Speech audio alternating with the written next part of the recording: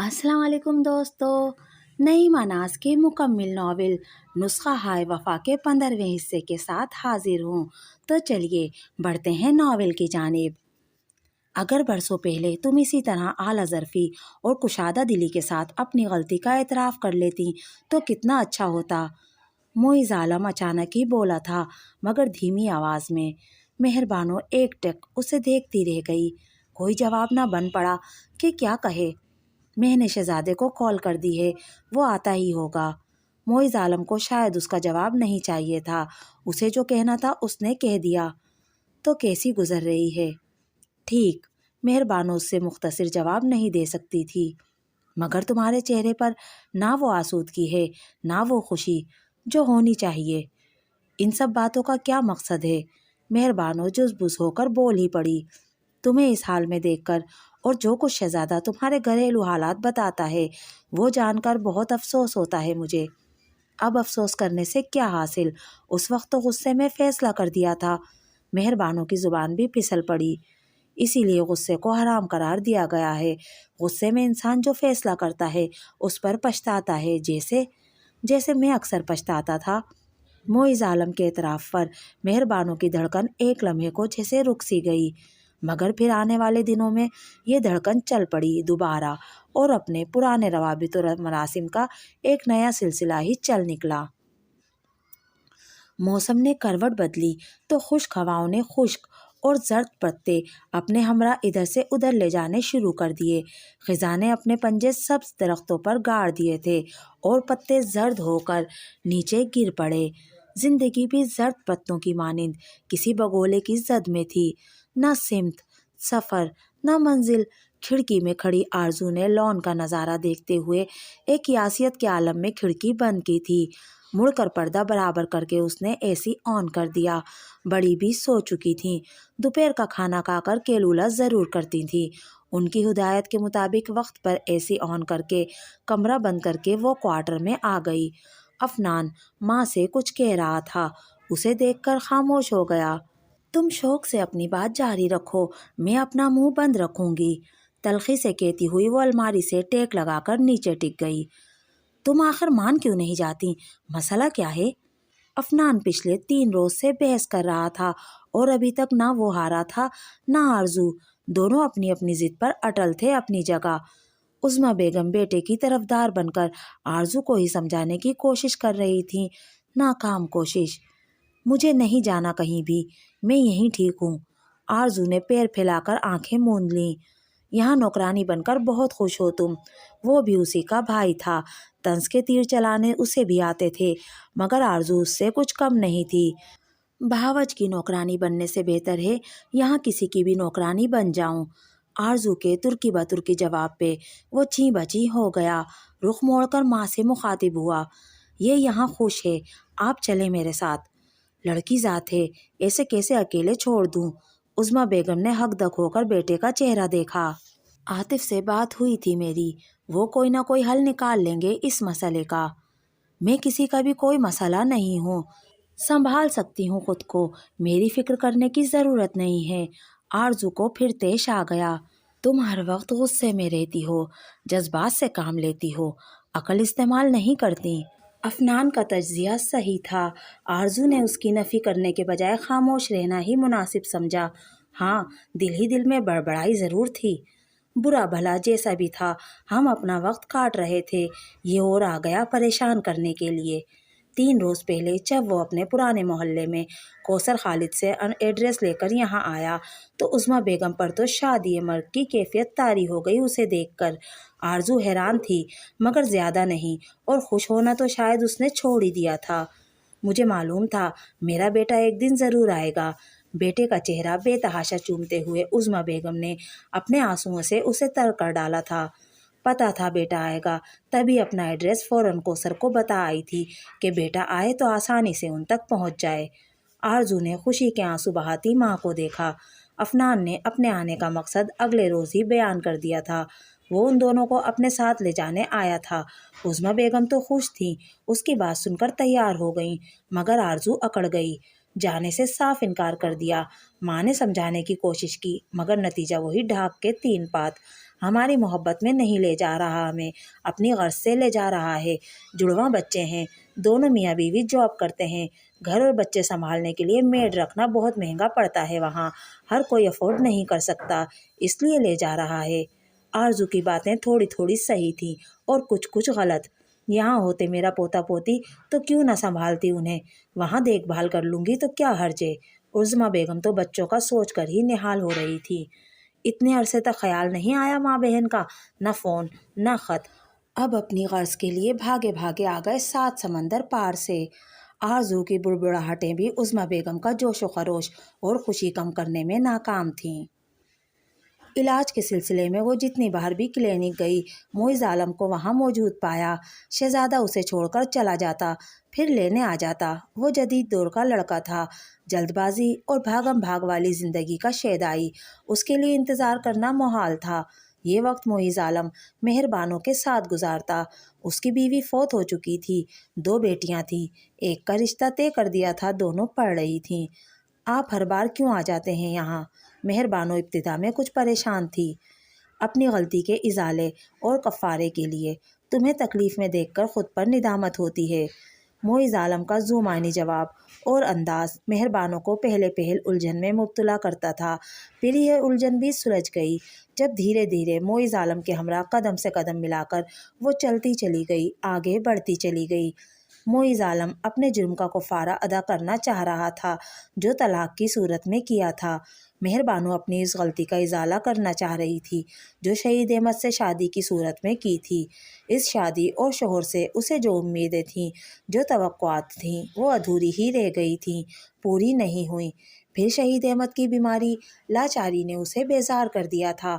وہ ٹھیک ہوا تو کاروبار کی دیگر حالت اور شہزادے کے معاملے پر شہید احمد کی باتوں اور رویے سے وہ اور بھی بدظن ہو گئی۔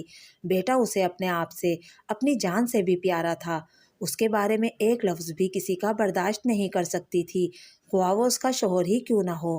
معیز عالم کی باتیں، اس کا رویہ، اس کی پیش قدمی نے مہربانوں کو اس حد تک شہ دی کہ ایک روز بڑی بے شرمی اور ڈھٹائی سے اس نے شہید احمد سے طلاق کا مطالبہ کر دیا۔ کیا کہہ رہی ہو تم؟ ہوش میں تو ہو؟ شہید احمد کو اس کے مطالبے کے زہر نے بالکل نیلا کر دیا۔ وہ مرنے کے قریب تھا، مگر مہربانوں کو اس پر ترس نہ آیا۔ میں عدالت نہیں جانا چاہتی، تمہیں بھی اپنی عزت پیاری ہے، بہتر ہے کہ معاملہ گھر کی 4 دیواری میں ہی ختم کر لو۔ مہربانوں کے سنگین چہرے اور پتھریلے لفظوں نے اسے سنگسار ہی کر ڈالا۔ وہ عظمیٰ اور ارسلان کے پاس گیا مدد مانگنے، مگر وہ خود اپنی ہی مصیبت میں گرفتار تھے۔ ارسلان کی دوسری شادی اس کے گلے کا پھندا بن رہی تھی۔ عظمیٰ شوہر کی حالت دیکھ کر کڑ کڑ کر عادی ہو چکی تھی، اپنے بھائی کی افتاد سنی تو بالکل ہی ڈھہ گئی۔ پھر بھی دونوں نے مہربانوں سے بات کی، اسے سمجھانے کی کوشش کی، مگر مہربانوں سمجھانے کی حدود سے بہت آگے نکل گئی تھی۔ معیز عالم نے جو زہر اس پر پڑھ کے پھونکا تھا، اس کے فضو سے باہر آنا اب مہربانوں کے لیے ناممکن تھا۔ وہ اپنے مطالبے پر ڈٹی ہوئی تھی۔ میں بہت پریشان ہوں، کیا کروں؟ اکیلی چھوڑ کر جا نہیں سکتی، ساتھ جانے پر وہ راضی نہیں۔ عظمیٰ بیگم کی آواز سے واقعی پریشانی جھلک رہی تھی۔ اس کا تو ایک ہی حل ہے کہ گوگو کی شادی کر دی جائے، کوثر خالہ نے ترنت مشورہ دیا۔ اتنی جلدی کہاں سے ڈھنگ کا رشتہ ملے گا؟ رشتے درختوں پر تو لگتے نہیں کہ ہاتھ بڑھایا اور توڑ لیا۔ اس بار ان کی آواز سے مایوسی جھلک رہی تھی۔ ٹھیک ہے، رشتے بے شک درختوں پر نہیں لگتے، مگر ملتے تو اس دنیا میں ہے نا، اور ڈھونڈنے سے تو خدا بھی مل جاتا ہے۔ رشتہ کیا چیز ہے؟ تمہاری نظر میں کوئی ہے تو بتا دو۔ عظمیٰ بیگم نے یاسیت کے عالم میں بولتے ہوئے جیسے ہاتھ پاؤں چھوڑ دیے، آنکھوں کے سامنے عاطف کی شبیہ لہرائی، اور ایک آہ بھر کر وہ اپنی پرانی محلے دار سہیلی کوثر خالہ کی طرف متوجہ ہو گئیں، جو کچھ کہہ رہی تھیں۔ نظر میں ہی نہیں بلکہ میرے گھر میں ہے ایک رشتہ، اگر تم قبول کرو تو فہد کو اپنا داماد بنا لو، 14 جماعت پڑھ کر نوکری کر رہا ہے، 20,000 روپے تنخواہ ہے، آگے اور بھی بڑھ جائے گی۔ میں مشورہ کر کے جواب دیتی ہوں۔ عظمیٰ بیگم خوش بھی تھیں اور متذبذب بھی۔ افنان سے مشورہ کیا تو وہ فوراً ہی راضی ہو گیا، وہ تو پہلے بھی کسی بھی طرح اس مسئلے کا حل چاہتا تھا۔ آرزو سے بات ہوئی تو حسب توقع وہ ہتے سے اکھڑ گئی۔ مجھے نہیں کرنی شادی وادی، آج نہ سہی کل سہی کبھی نہ کبھی تو کرنی ہے۔ میں تو تمہارے بارے میں سوچ سوچ کر پریشان تھی، اللہ نے غیب سے مدد کر دی۔ اور پھر یہ بھی تو سوچو کہ یہاں رہتے ہوئے کوئی اچھا رشتہ کہاں سے آئے گا؟ ڈرائیور، چوکیدار، مالی، خانسامہ، اسی ٹائپ کے رشتے ملیں گے۔ عظمیٰ بیگم کی بات ابھی پوری بھی نہیں ہوئی تھی کہ عفنان نے جلدی پر تیل چھڑک دیا، مگر خلاف توقع بھڑکنے کی بجائے آرزو خاموش تھی۔ ایک نظر اس نے ماں کو اور بھائی کو دیکھا اور چپ چاپ گھٹنوں پر ٹھوڑی جما کر اپنا پسندیدہ پوز بنا کر بیٹھ گئی۔ زندگی میں جانے کتنے رموز ہیں کہ ہر بار ایک نیا چکر، ایک نئی گردش سامنے آتی ہے۔ بیٹھے بیٹھے وہ یہی سوچتی رہی۔ اسے راضی کرنے کا کام عاطف کو سونپا گیا۔ وہ آ تو نہیں سکا مگر فون پر آرزو سے بات کی۔ میری شادی سے تمہیں کیا فائدہ ہوگا؟ اور نہیں ہوئی تو کیا نقصان ہوگا؟ آرزو کا لہجہ مزید کٹیلا ہو گیا۔ ہم ہر کام اپنے فائدے نقصان کے لیے نہیں کرتے۔